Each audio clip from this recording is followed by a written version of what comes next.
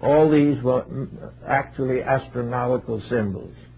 The great ancient observatories in India are of the same, and we find the same also true in China. In other words, we have a symbolism of an old man with an hourglass being led away by a little child. And the old man is the old year that has come to an end. And the little child is the new year, the hope of eternity. Therefore, each year we receive a strange and wondrous gift, the gift of renewed opportunity, the gift of new hope, the gift of the possibility of the fulfillment of the best that is in us, the opportunity to grow more, to share better, to understand with greater depth the mystery of our own existence. We are therefore much concerned with the winter solstice, in that it brings to us the realization that that is the moment that separates the past from the future. The past is done. Its debts must be paid in due time, but the future is always in the making.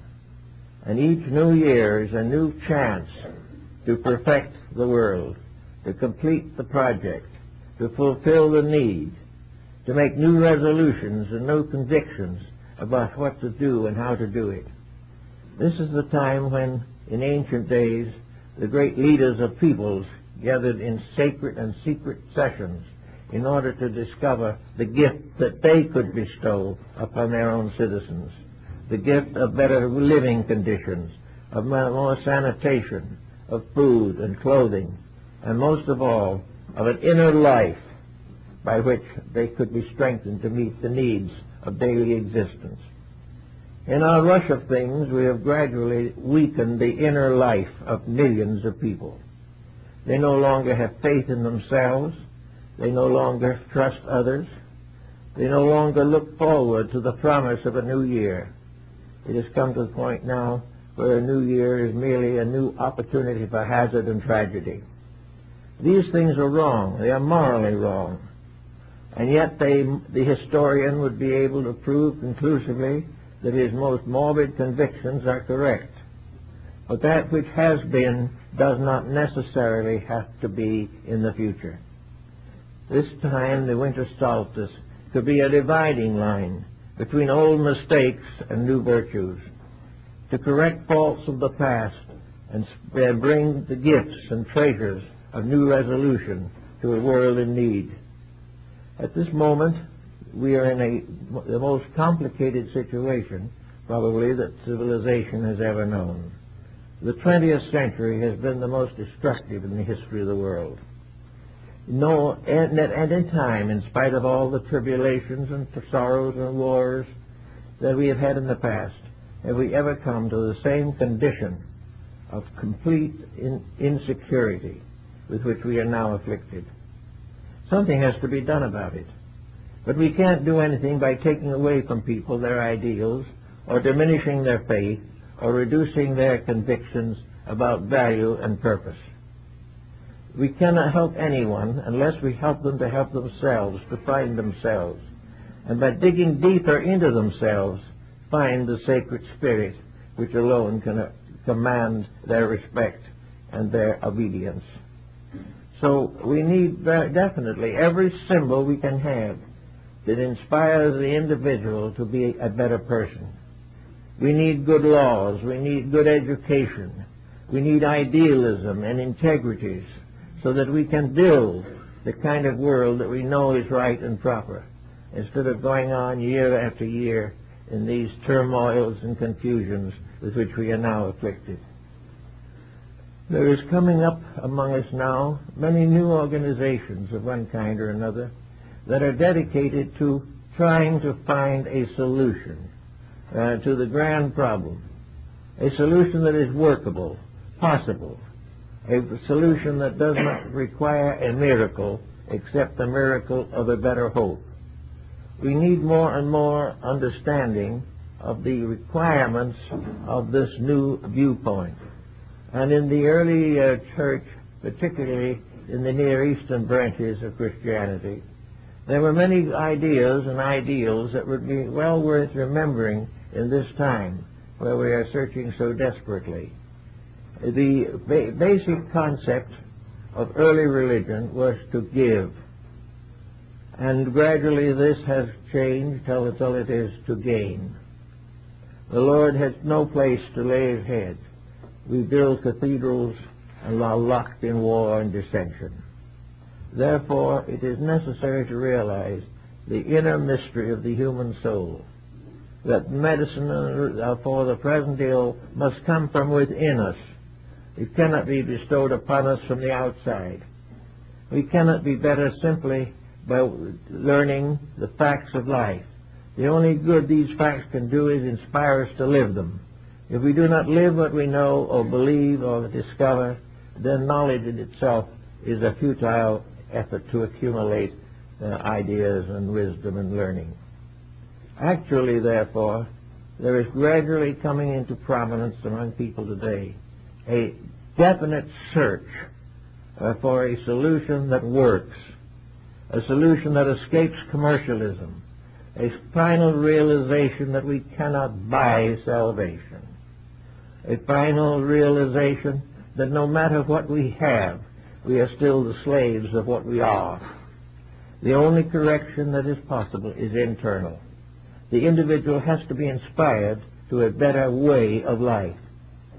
Now, we can help to inspire him.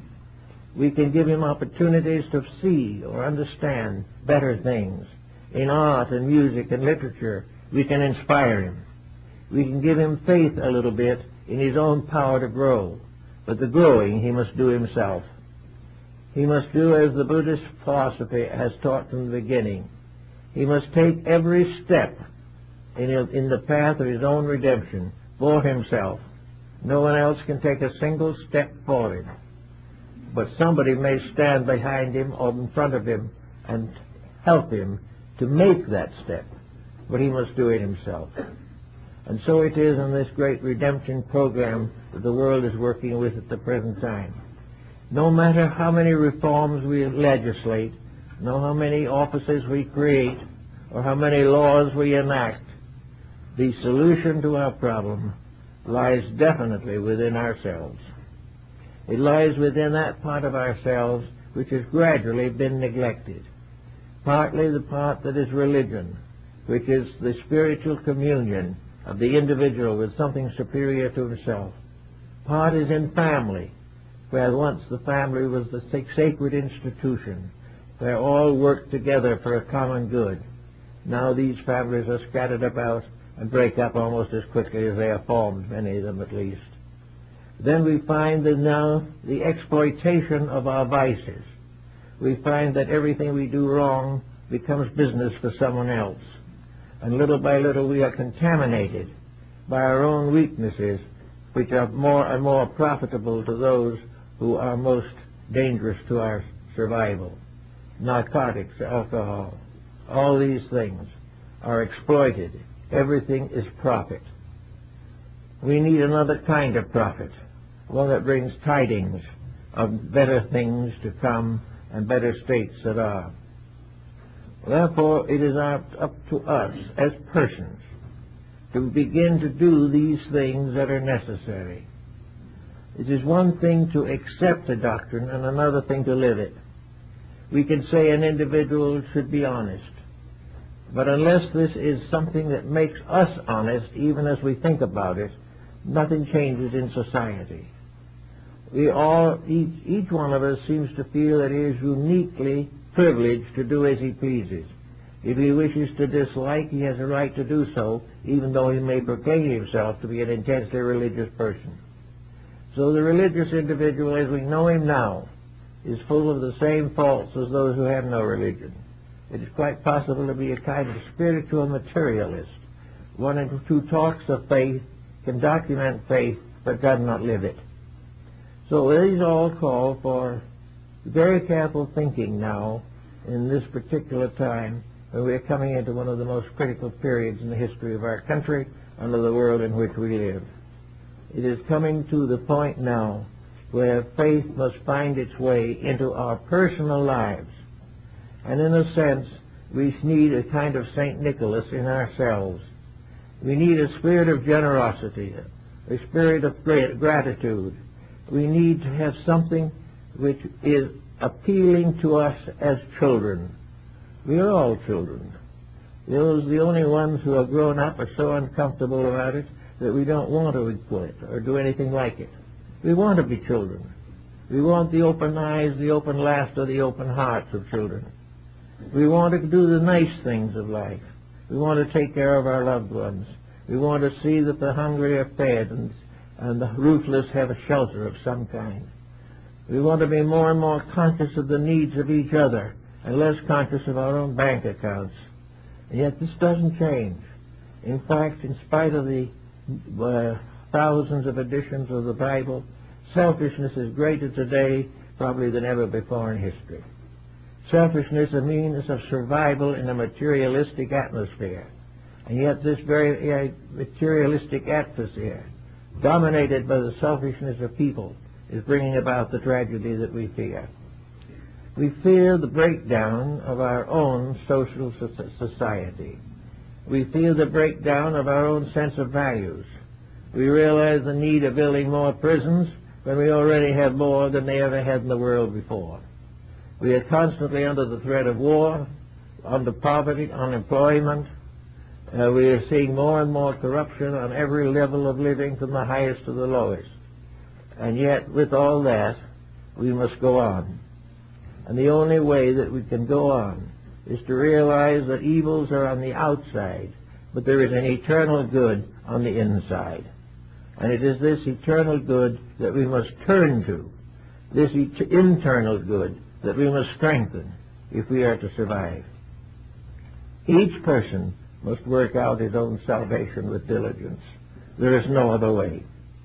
We cannot save each other, but we can make it easier for each individual to save himself. We cannot do the growing for another person, but we can protect that person while he is growing and give him the advantages and the privileges which he needs. To do this, we've got to change the point of view from that of forever receiving to the point of view of forever giving and sharing. Our whole economy today, the answer to it must be, how much can we give? How much can we afford to make at the expense of each other? And that isn't too much in these days. With the population of the world reaching 6 billion, with our natural resources dwindling, we are considering ourselves to be enlightened because we invent computers and explore space and find new chemical dyes and compounds and do various remarkable things.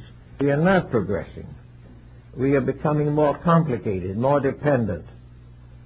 And we are making great inventions that could be of the greatest value, but we immediately pervert them, distort them, turn them to some selfish end, rather than permit them to do their service to humankind.